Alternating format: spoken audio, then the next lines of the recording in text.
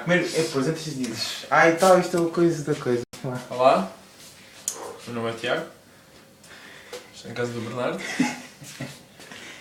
e vou comer com canela. É o desafio da canela. Como bem, É grande, é grande. à primeira vista parece fácil. Aliás, até eu pensava que era fácil, depois de ver a colher cheia e de ter provado um bocadinho.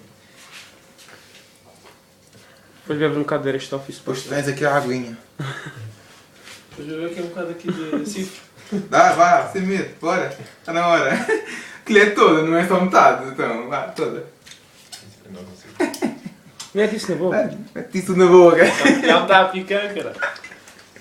Dá-lhe, boy, dá-lhe. Toda! Bora, bora, bora. Isso. Limpa a colher. Bora, bora. Agora mastiga. Come, engole.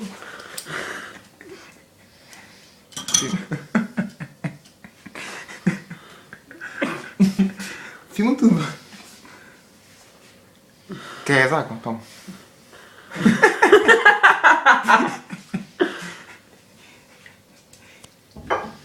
Continua a comer isso na boa, pá, sério, na boa. Na boa, continua. Pá, não desistas já, sério. Não desistas ainda. Não desistas, não desistas. É pá, Não cospe. não cosco.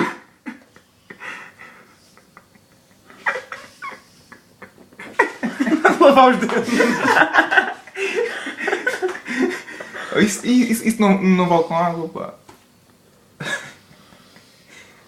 Está quase a chorar.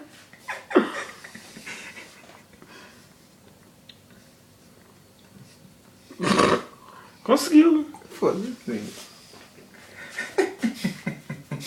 está quase a chorar. Olha lá, lágrimas dos olhos. Queres ver assim? Não, assim não posso. Ele vai aqui, cara.